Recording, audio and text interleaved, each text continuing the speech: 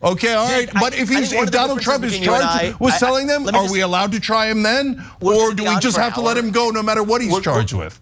We're going to be on for most of an hour, so I think it's just important for you to understand something about me. I care about the details. Facts actually matter. I don't care about the details random as well. jousting. And you just implemented a law having to do with political speech of a president and extended it to the actions of the president. If the actions of the president are criminal, he should be held to the same. Excuse me, I'm still speaking. Can you please let me finish my statement? Yeah. Vivek Ramaswamy was a guest on the Young Turks with Kasparian and Cenk Uygur. He went on there to debate them about various charges against Donald Trump. Things got heated, very heated. They talk about a couple of different topics here. I'm going to share a couple of different clips with you guys. The entire debate is long. You can, if you want to watch the whole thing, it's really good. You can go to the Young Turks page. You can go to the Young Turks YouTube channel and watch it there, but I'm going to just share a couple of short clips of some of the parts that I think are the most interesting. Check this out. My job is to unite this country, and I do not think it sets a good precedent when the President of the United States and the Justice Department under him uses police force to indict its political opponents in the middle of an election and then issue gag orders to say that that opponent during the presidential election can't even talk about that relevant set of issues. I just don't think that's a good precedent, and I don't want to see that in one direction or the other. That's wrong. Do you believe it's a good precedent to implement a slate of fake electors to overturn the results of our democratic process and go against the will of the American voters? So look, I think that there were serious issues that need to be discussed relating to election integrity. However, I would not have made those same judgments that Donald Trump did. This, though, belongs to the voters. This is a judgment for the voters of this country, not a judgment for a justice system that lands people in prison as its ultimate goal, especially political opponents. I just think that's bad for the United States of America. Okay. So leave it to the voters. Trust the voters to make the decision of who governs, instead of trying to take it out of the voters' hands. And I don't think that should be a controversial idea. Yeah, it's definitely controversial because what you're saying is leaving it to the voters is controversial. No, not that. Hold on. When the former president broke laws, including going against the will of the American voters by implementing a slate of fake electors, which were noted as such in memos passed around within the Trump campaign. They were referred to as fake and fraudulent electors by Trump's co-conspirators. That is part of the evidence. Another piece of evidence that I think is compelling, to say the least, is that they had fake electors in the state of New Mexico, which had absolutely no pending litigation in regard to election fraud. We have a court and a legal system, and if you want to go into the details of this, the First Amendment absolutely protects, and courts have held this for a long time, dating back to a case called Alvarez, I think it was in 2012, that political officials, including candidates for election, unfortunately, like it or not, have the First Amendment right not to tell the truth. That's just a fact. It's not something that we should necessarily. So Donald Trump was lying. So Donald Trump was lying. That's for the courts to decide. But what I'm telling you guys, so then he should be tried. If it's for the courts to decide, and we live in a country of laws, and he's being charged with a very important criminal act, why do you get to decide instead of the court system and say, oh, just let him off? Who cares what the evidence is? Because nobody else has been charged under the same set of facts. Because no one else tried to do a coup against America with a fake elector scheme. Do you know a second person who's ever been accused of that? Now, this part of the argument here by Vivek is insane, and this is good pushback by Cenk Uygur that somebody can't be charged with a crime because nobody has done it before. We've had contested elections dating back to the late 1800s in this country, and a lot. Yeah, but no one ever did fake electors and tried to do a coup, Vivek. So are you saying, because this is really important, because good for the goose is good for the gander. So you're saying Joe Biden on his way out can take any national secrets and show them to anyone he likes. He could, maybe you could even sell them, whatever. He could just take them. Who cares? You can't sell them. And hold on. I'm pretty clear about this. You can't sell them. Okay, all right, but if Donald Trump is charged with selling them, are we allowed to try him then? Or do we just have to let him go no matter what he's charged with? we're going to be on for most of an hour, so I think it's just important for you to understand something about me. I care about the details. Facts actually matter. I don't care about the details random as well. jousting. And you just implemented a law having to do with political speech of a president and extended it to the actions of the president. If the actions of the president are criminal, he should be held to the same. Excuse me, I'm still speaking. Can you please let me finish my statement? Okay. If the actions of the president happen to be illegal actions, especially in the context of our democratic process, you genuinely believe that that individual should not be held accountable for what he engaged in. You think that any former sitting president of the United States can attempt to steal elections, can attempt to implement fake electors and go against the will of the American people. Is that what you're arguing here? And I just want to address you correctly. What's your name? I mean, you just came on my show. You don't know my name? My name's Anna. I don't actually. I thought I was talking to Cenk. What's your name? My name is Anna. Anna, good. No, we're gonna be chatting for a while. I just wanted to address you conversationally. Should have prepared for. I can't imagine that Vivek Ramaswamy came on the show. I mean, he's a smart guy. No matter what you think of his views, this guy is not unintelligent. But he went on the show and didn't know who Anna Kasparian was on her own show. That seems hard to believe. For the interview ahead of time. Well, Anna, you guys invited me on your show. I'm making some time for you guys. I'm happy to have the open debate. Let's get some facts actually straight here. I thought you were detail oriented. I don't know. It's just you're the one. You are making. I didn't mean that as a personal affront, Anna. I promise you, and I'm looking forward to getting into substance with you.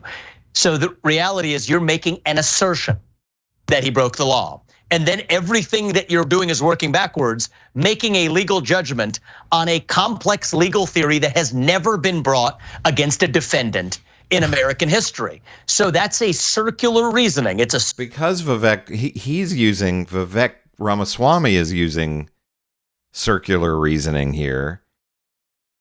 No one else, as Cenk Uygur and Anna Kasparian are bringing up, no one else in American history has ever tried to do this, to have these fake electors. So no one else has been charged for doing this before. Circular loop. No, what I would prefer to it's do not, is measure Vivek. the facts. That doesn't make any sense what you're saying. Been somebody Vivek, we're not making this legal theory. But Vivek, you're going in circles. Hold on, let's be clear. Nope. So we're not making the assertion. Prosecutors are making that assertion. And you're saying, do not let the prosecutors do their job. Foreclose that. I don't want to discuss this. Hold on, let me finish. So can Joe Biden do a fake elector scheme and just make up electors and declare himself president, as Donald Trump wanted to do? And you admitted earlier he is lying. Donald Trump was lying. And so can Joe Biden lie? Vivek never actually admitted that he was lying. He dodged that. And this is why people hate politicians, all politicians, because he would not admit that he's lying, even though he knows he is, or knows that Donald Trump did lie.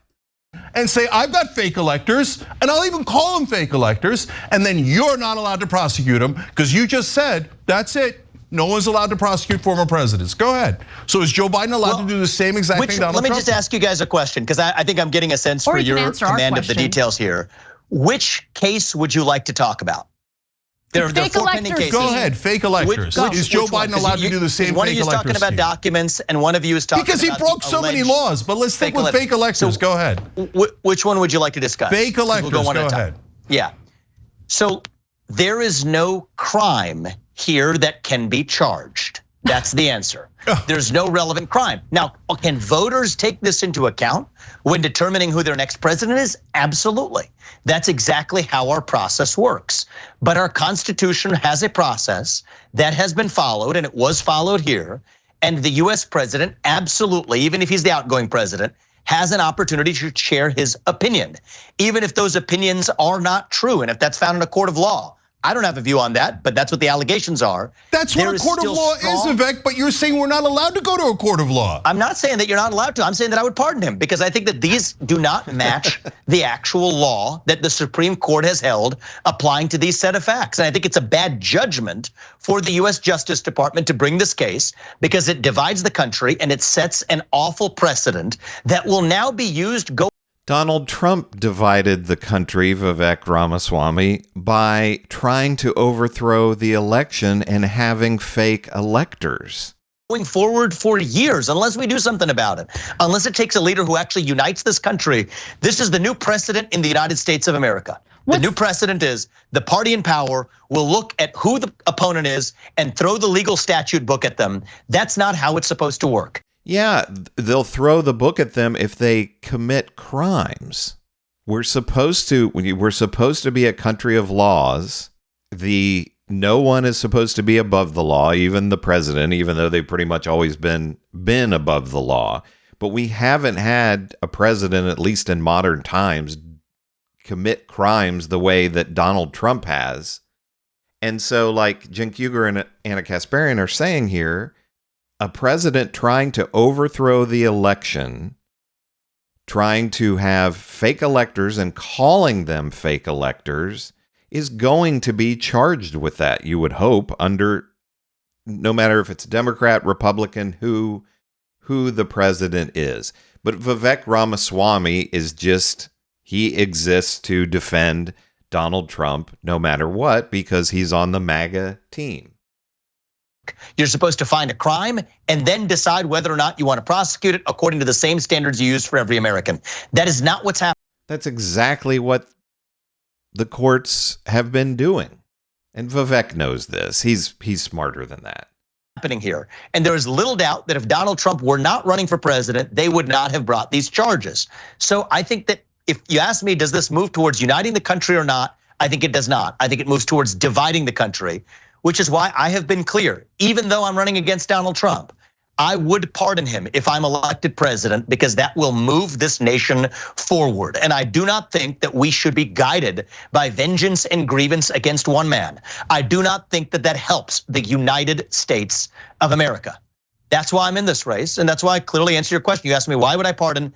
That's why I would pardon. And just to be clear, you have absolutely no problem with the Trump campaign implementing fake electors in the state of New Mexico, which had no pending litigation in regard to election fraud. You're okay with that? There is a difference between what I've made the same judgments. Yes or no? I don't think that's illegal. I do not think that's illegal. That's been laid out. Okay, you don't value our democratic process. Great to hear it. I don't think anything that's laid out has been a violation of the law. That's what I believe. That's amazing. Okay. Again, Vivek Ramaswamy he's MAGA, he just exists to defend Donald Trump. If Joe Biden had done exactly the same thing, Vivek Ramaswamy's hair would be on fire to throw Joe Biden in prison. You know, this is just how it works. But it's pretty incredible that we have all of these Republican pundits and politicians and millions of people in the country that think that there's nothing wrong with what Donald Trump did in trying to overthrow an election and having fake electors. And Vivek Ramaswamy brings up regular people here. If they would be charged, like this is just they're singling Donald Trump out, the court system. A regular person would already be in prison now if they had committed all the crimes that Donald Trump has committed. So a regular person creates a scheme to have fake electors to try to overthrow an election, and they would be facing charges. There's absolutely no doubt about that. So what Anna Kasparian and Cenk Uygur are saying here is correct, that the court system is working the way that it's supposed to work. This isn't some kind of communist government or Stalinist government, like Republicans like to say, going after their political opponents. This is the justice system working the way that it's supposed to charge a person, even a president, former president like Donald Trump, for committing crimes and trying to overthrow an election and having fake electors. So Anna Kasparian and Cenk Uygur are exactly right here, and Vivek Ramaswamy is just lying. But what do you think? Who won in this portion of the debate that I showed here? Like I say, this is a much longer debate that you can watch the entire thing between Vivek Ramaswamy and Anna Kasparian and Cenk Uygur on the Young Turks YouTube channel. I recommend watching it. It's It's very interesting to see them go back and forth. Like I say, Vivek Ramaswamy is a smart guy, even though he's being disingenuous in the things that he's saying. Particularly, I don't believe that he didn't know Anna Kasparian's name, but who knows?